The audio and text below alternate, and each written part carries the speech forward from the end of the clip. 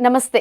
Welcome to it's you TV devotional. నేను మీ నందు. ఇవాళ మనతో పాటు ప్రముఖ ఆధ్యాత్మికవేత్త జయేష్ శాస్త్రి గారున్నారు. మరి గురువు గారితో మాట్లాడి ఈ మంత్‌లో వచ్చే ముఖ్యమైన డేట్స్ అండ్ ముఖ్యమైన పూజలు ఏమున్నాయో తెలుసుకొని దానికి ఎలా చేస్తే బావుంటుంది అనేది గురువుగారిని అడిగి తెలుసుకుందాం.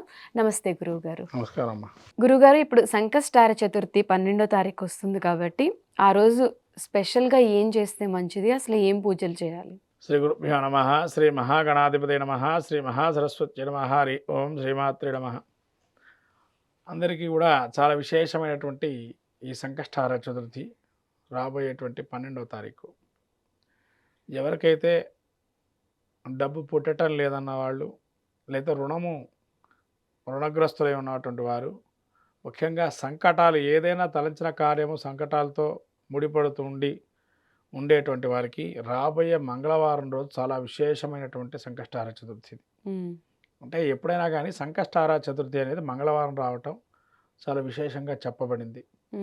ఎందుకంటే మంగళవారం అంటే జయవారం. ఇంకో విషయం చెప్పాలంటే మంగళుడు అధిపతి, అంటే కుజుడు అధిపతి కావటం వల్ల సకలమైన రుణగ్రస్తులు కానీ, రుణము తీర్చిపోవడానికి కానీ, లేదా రుణము మళ్ళీ కూడా తీసుకోవటానికి కానీ ఈ యొక్క మంగళవారం రోజు చాలా విశేషంగా చెప్పబడింది. ఇటువంటి సంకష్టహార మహాగణపతి అనేది ఏదైతే ఉందో, ఈ రోజున ఎవరైతే కనుక ఈ మంగళవారం రోజున వ్రతంగా ప్రారంభం చేసినట్టయితే మంచి ఫలితాలు ఉంటాయని, అలానే ఎవరైనా కూడా మనం ఇదివరకు చెప్పినటువంటి విషయం ఏదైతే ఉందో ఉపవాస దీక్షగా చేసుకొని రాత్రి సమయం దాకా ఉండి అలా ఉపవాసం చేసి భోజనముగా చేసుకొని చంద్రదర్శనం చేసుకొని అలా మర్నాడు గణపతికి ఎవరి శక్తిగా వాళ్ళు 21 శక్తినామాలు కానీ, గంగణపతి నమ అనేటువంటి నామం కానీ, లేదే ఏదైనా మూలమంత్ర ఉపదేశం ఉంటే ఆ మూలమంత్ర ఉపదేశంతో కానీ అలా అష్టోత్తర శతనామార్చనగా స్వామివారికి గరికతోని, అలానే బిల్వ దళాలతోని, ఇంకా అవకాశం ఉంటే ఎర్రటి పూలు, ఎర్రటి మందార పూలు దొరికితే కనుక ఈ ఎర్రటి మందారాలు కానీ గులాబీ పూలతో చేసుకుంటే మంచిది. అట్లాగే అర్ఘ్యప్రదానం అనేది ఉంది.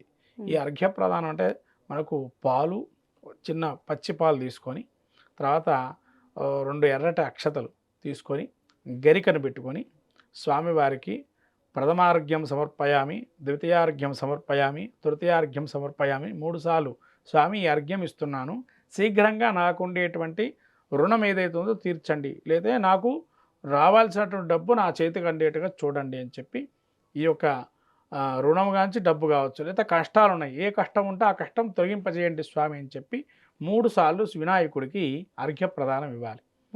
అందరూ వినాయక వ్రతం చేస్తారు కానీ అర్ఘ్యప్రదానం ఇవ్వటం లేదు. అర్ఘ్యప్రదానం చేయాలి. అవకాశం ఉంటే కథ పురాణంగా ఇప్పుడు మన పీడిఎఫ్లు వచ్చినాయి, చాలా వరకు కథలు చదువుకునేటువంటి వారు ఆ పీడిఎఫ్ తీసుకోవచ్చు.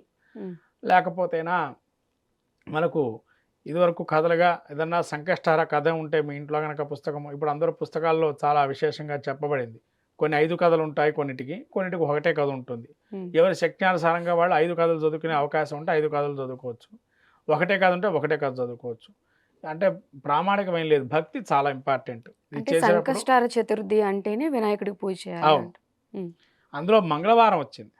మంగళవారం రావడం చాలా విశేషం. రుణం అనేటువంటిది ఏదన్నా కష్టం ఉన్నా తొలగిపోవడానికి ఈ మంగళవారం రోజు సంకష్టహార చతుర్థి రావడం చాలా విశేషంగా చెప్పబడింది. ఇది గణేశ పురాణంలో తెలుపబడింది, స్కాంద పురాణంలో తెలుపబడింది.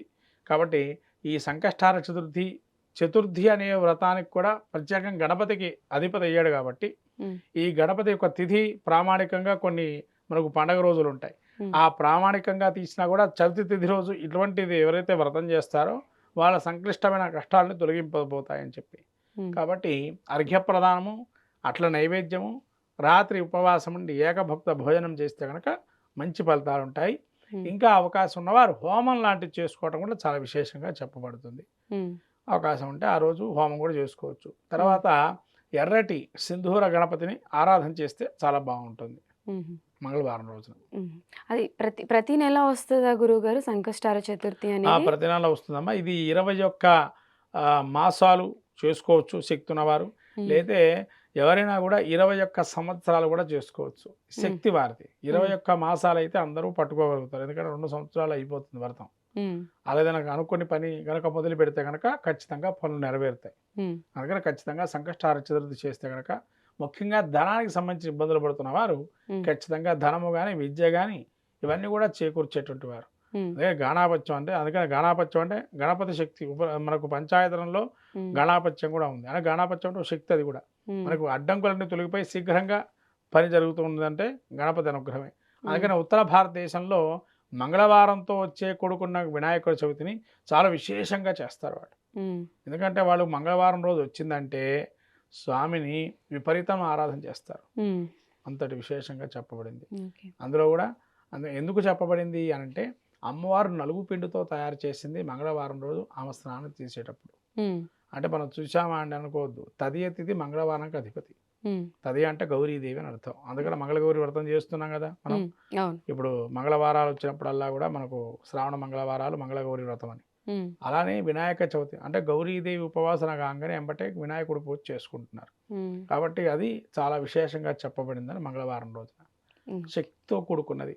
ఓకే గురువు గారు, ధన్యవాదాలు. నమస్కారం.